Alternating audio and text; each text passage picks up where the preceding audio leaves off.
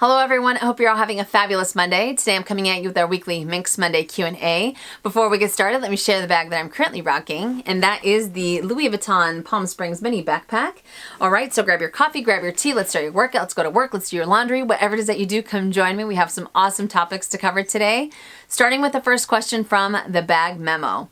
What do you feel about Luxe unboxings? I have seen so many YouTube channels and Instagram pages that post unboxing after unboxing, and seldom do I see them show how they enjoy their items. I know some people have a money tree to be able to do this, but how can you say something is Luxe if the extent of how you experience it is by whipping out your money and going to the store to purchase it, post it but never use it? Then move on to the next purchase. When do Luxe lovers stop buying and start enjoying the items? This is a fabulous, fabulous question, and I can only speak for myself when it comes to unboxings. I absolutely love unboxings. I think it's fun to be able to share up and coming products or be able to share some of the details and things like that.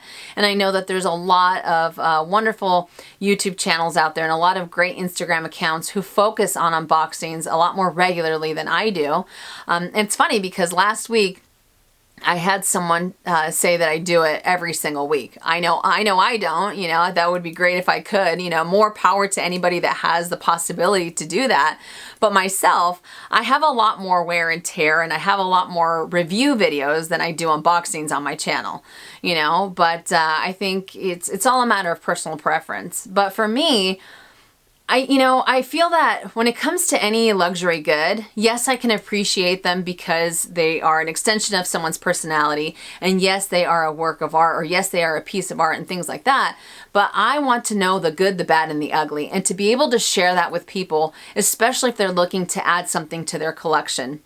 And if by me sharing my experience with the item, it might end up not working out for them or being able to help them out in any way, that's how I work. That's what I like to do, So again, it's not taking away from anyone that does unboxings on a regular basis. I think that is absolutely fabulous, to be able to get many items a lot easier than myself. But I'm still very inquisitive about the items in general, like how it works and how it's not going to work out. And some people might think, well, not really, it's just a handbag, you just throw your items in there. Yes, I get that, but to a certain extent, I want to know why it wouldn't work out or how it's going to work out. It's almost like I want to know, the who, what, where, and why, and things like that when it comes to a luxury good. And I think that's probably why I'm so passionate about them, because I just want to know as many details as possible, and again, to be able to share that with someone and be able to help them out to start their collection or what have you. It's something that I've always liked, and it makes me wonder if I was able to add items on a more regular basis. I wonder if I would fall out of luxury goods that much quicker. If it would just be, kind of like a fleeting moment, like a passing moment where I'm just like, oh, I love it, it's great. And then, on to the next one. I don't know. You never know. But I think that this is a fabulous, fabulous question. And I would love to hear your guys' thoughts on this topic because I know that this has come up on some people's Instagram accounts. I've seen it come up, and everyone is different. Everyone is going to view their channel differently. Everyone's going to view their Instagram account differently. But like I said, for myself, yes, I like the unboxings. Yes, I think it's fun.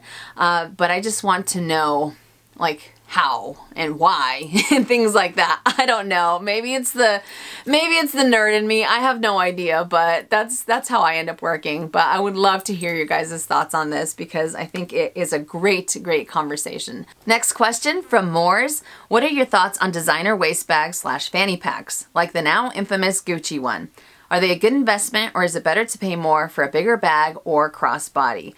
This is a great question, and I think it's all a matter of what it is that you want to add to your collection. If you want something fun, if you want something that's going to add variety to what you already have, I think that a fanny pack is a really great way to go. I know personally for me, I can't pull them off to save my life. I tried one on last week and I thought it looked really odd. I felt like, okay, you're trying way too hard. But when I see them on other people, especially on Instagram, I'm just like, oh man, I love the whole look. I love the way that they that they incorporate it into their outfits, you know, but just for me, I couldn't pull it off.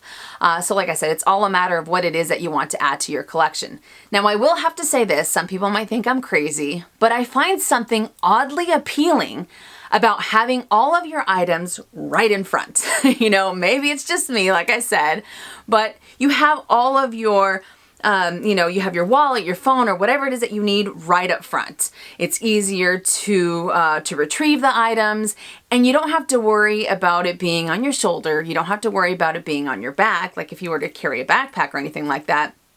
But you have it all right up here, you know? So maybe it gives me peace of mind knowing that it's all up front. I know some people kick it off to the side, but I don't know. I think that they're really fun, and you know, you're also hands-free, so you have that added bonus. I know some fanny packs carry quite a bit of items, a lot more than you would think. You know, some people that I've seen on Instagram, like my very good friend Monique, she has anywhere from, I think, 6 to 7 items in her in the Louis Vuitton bum bag that she recently purchased. And I'm just like, that is crazy. You have everything that you need. You're hands-free. And it's all right up here, all up here. I don't know.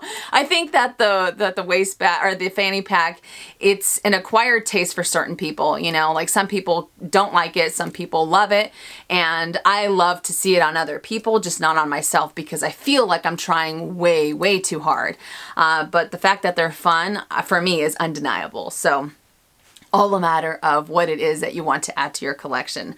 So hopefully that was able to answer your question. Next question from Maca Diary. Hopefully I said that correctly. Do you think that when Karl Lagerfeld dies, because of his contributions to Chanel, it would elevate the boy bag to a classic status?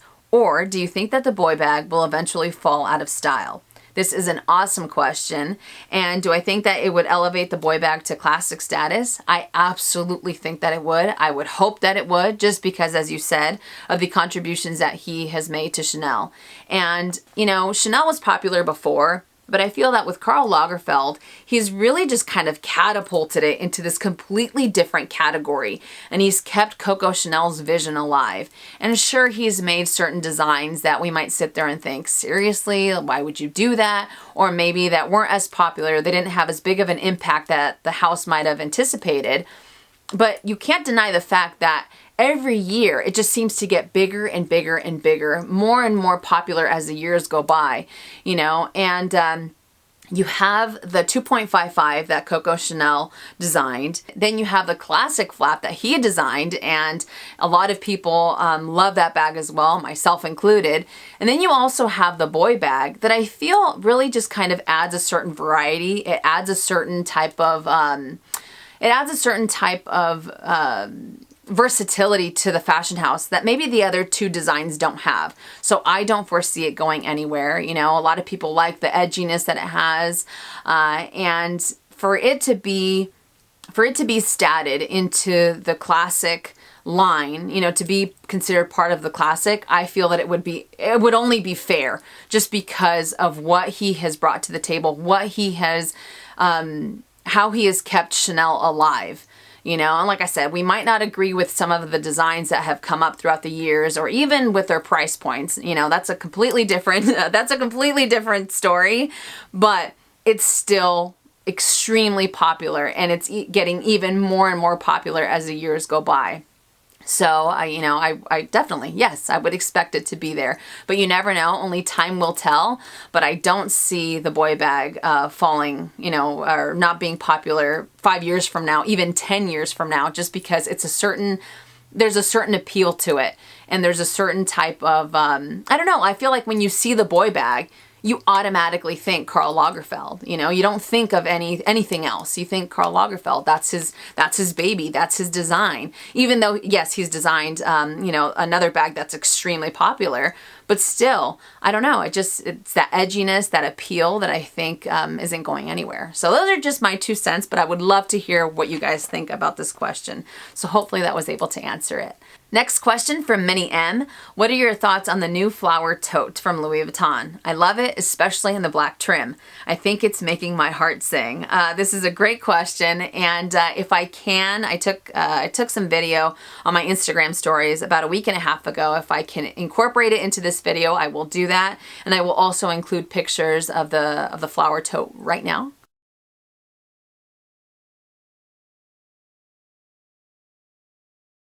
So this is called the flower tote, but check it out. So you have the regular handles, and then it also comes with a shoulder strap. And look at the organization. Check that out. I really like it, and the details, and it has... The Louis Vuitton flower tote comes in at $24.30 here in the States, and I absolutely love this bag.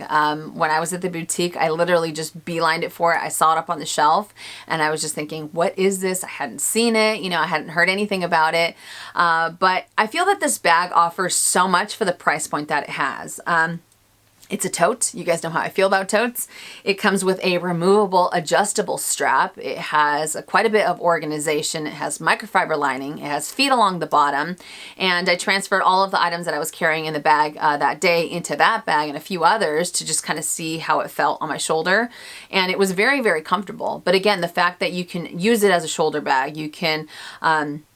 I felt that it was a little too short to be able to use crossbody just because of the adjustment that it had. It wasn't that long, but then you can also use it as a hand carry bag or the crook of your arm. So it has quite a bit of versatility, but I think it is a beautiful bag. And then the details that the hardware has just kind of won me over with a gorgeous flower on the front. Oh man. Oh man, I know I'm not helping. And it's available in 2 other colors if I'm not mistaken. I could be wrong, but I only saw the black, but the black with the monogram I think makes for a stunning, stunning combination. So I'm a big fan of this beautiful, beautiful bag. So hopefully that was able to answer your question. Next question from Junebug. What's with your love-hate relationship with your boy bag? I kind of dig their edgier look, but the only Chanel in my future is pre-loved. Their prices are getting ridiculous. Great question, and I know exactly what you mean. What's with my love-hate relationship with the boy bag? Well, when it comes to the boy bag, I've talked about this before, it's the chain that drives me crazy, you know? And it's almost like it has a mind of its own, you know? Like I put it on and then it's just kind of just moving around on a continuous loop. I love the look that it has. I love the details. I like the silhouette. I love how much I can fit into the bag, but it's just the chain that drives me crazy. And I've had so many of you guys give me such wonderful tips and advice on how I can kind of alter the bag so that the chain doesn't move around as much or anything like that. But then I'm thinking, why should I have to alter it in order to enjoy the bag? So you know what I say to that? I say, Minnie, just shut up already, enjoy the bag, and, you know, stop whining about it or get rid of it. And I don't see myself getting rid of it. You know, it's almost like I love to hate the bag, as crazy as that sounds. But hopefully you guys understand my crazy, you know, hopefully, because it's like, I love so many things about the bag. It's just the, the continuous chain that has a mind of its own. And every time I use it, I'm just like, this chain, you know, so really, it's my own fault. Just be quiet and just use it as such and enjoy it. And if I'm not going to enjoy it, then stop talking about it and sell it, right? I know that, trust me, I know that's what I should do. But the crazy in me is like, no, keep it, because I love so many other aspects about it. You know, at the end of the day, I have to weigh in how much does it annoy me and how much do I love about it, and whichever one comes out on top is the one that I end up leaning towards. Well, I like a lot more of it than what I don't like, so hence why I keep it in my collection. I know, it makes no sense. It makes no sense, but I still love it. I love to hate it. I don't know. Hopefully you guys get it. Hopefully you guys get me, because I don't even think it makes sense anymore. I feel like I'm driving myself nuts. All right, next question from Melissa Rojas. What do you think about Instagram raffles? Great question. And I love Instagram raffles. I think that they are so incredibly fun. And the fact that you have an opportunity to get a $3,000, $4,000 handbag for $50, $30, $40, what have you, and there's only so many tickets available, there's only so many slots, you know, you have a 1 in 80 chance, you have a 1 in 50 chance of getting that $3,000, $4,000, or even $2,000 handbag. I mean, those are some pretty good odds. I don't know about you, but I think it's exciting. And I think that's what I find most appealing. It's the excitement around it, you know, and sometimes I haven't participated in any raffles or anything like that just yet. But, You know, a lot of these people get brand new items from the boutique, not necessarily just pre-loved, but still you have that opportunity to get that item for, I mean, a small fraction of the cost. But when I see the raffles, you know, they're live on Instagram, I get so excited. You know, it's almost like I'm part of it, and I'm just like, oh, I can't wait. What's the number gonna be? It sounds so silly, but I get so excited for whoever wins because that's pretty awesome, you know. But I don't know. I think that they're fun. I think that's the appeal to it for me, that you have that opportunity, that you have such a great chance of being able to get that. You know, it's not like it's 1 in 1,000 people or 1 in 500,000 people. 1 in 80, 1 in 50 of you being able to get that. So I don't know. Maybe it's the whole gambler in me that I find appealing, but maybe I'm crazy. But I would love to hear your guys' thoughts on Instagram raffles. Are you all about them? Do you not like them? And if you don't like them, what do you not like about them? I would really love to hear your guys' thoughts. But great question. Next question from Gujaya.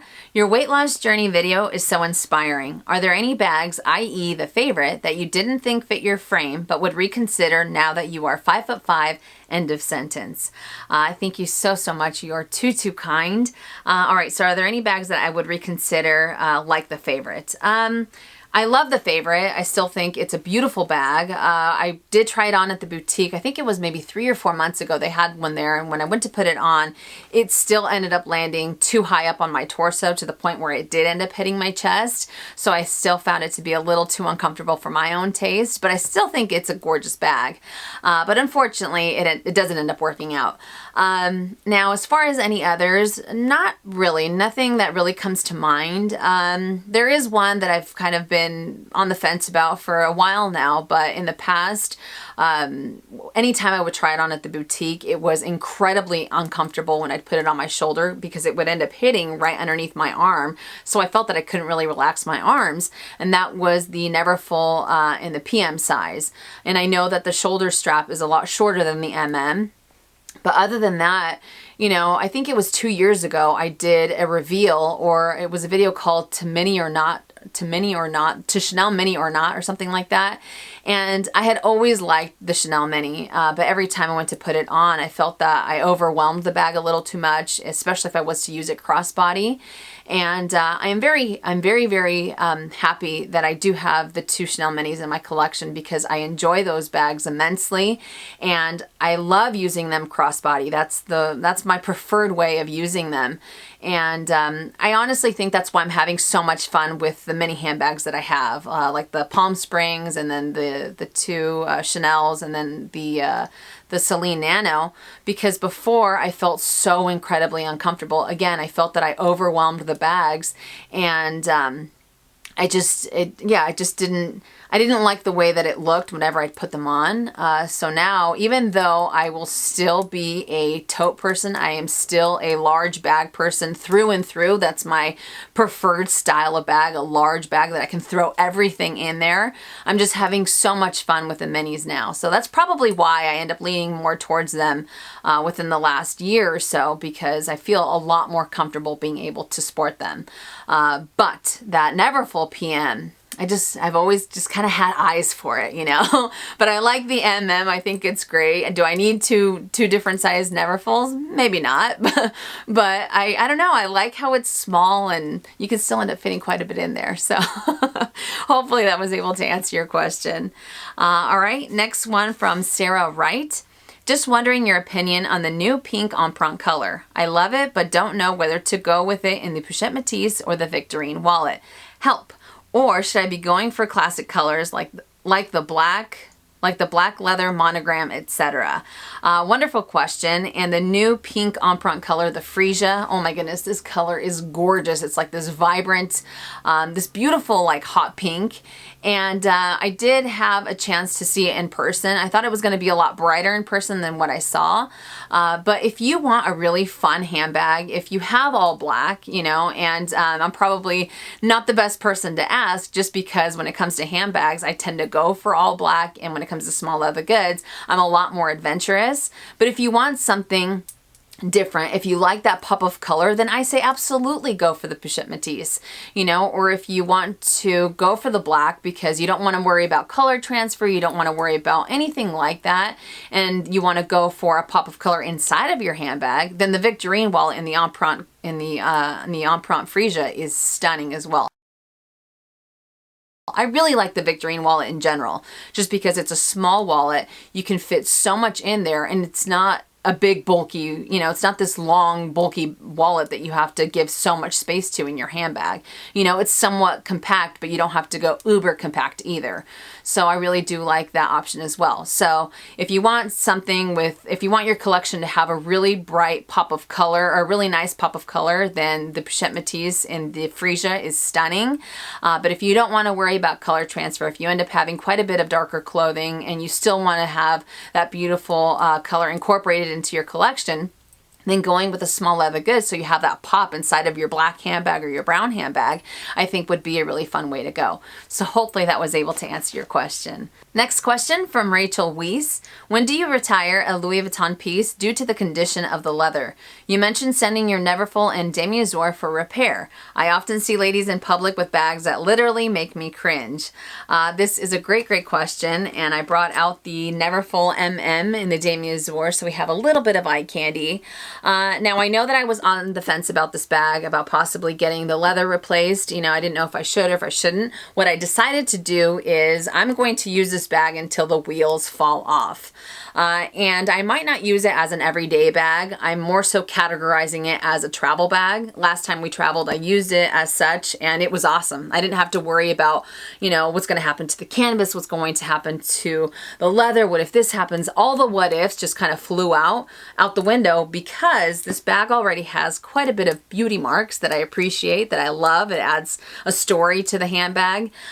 So for me, I haven't gotten to the point where I have retired an item because of the leather, you know, so it goes from every day, it goes to maybe travel, and then after that, I think I would end up replacing something only if need be. Like if the straps ended up snapping off and I still wanted to use the bag, then that's the only time that I would end up just kind of starting the cycle all over again. But as far as retiring it, I feel that I'll always try to find a way to incorporate it into my lifestyle, unless the canvas cracks and there's nothing I can do to repair it, then I might end up, you know, retiring it and sending it to possibly turned into something else. You know, like we've talked about before, people turn their bags into bookmarks, or they turn them into all these other wonderful items. But until that happens, I'm just going to take it into different categories: everyday, travel, and then who knows what ends up happening. So I haven't, again, gotten to that point, but more than anything, I just might start the cycle over again only after something happens to it, like where the handle breaks and I have to get it repaired or replaced. But yeah, yeah, I see myself holding on to them for as long as I possibly can. So hopefully that was able to answer your question. And the last question from DMLKCS.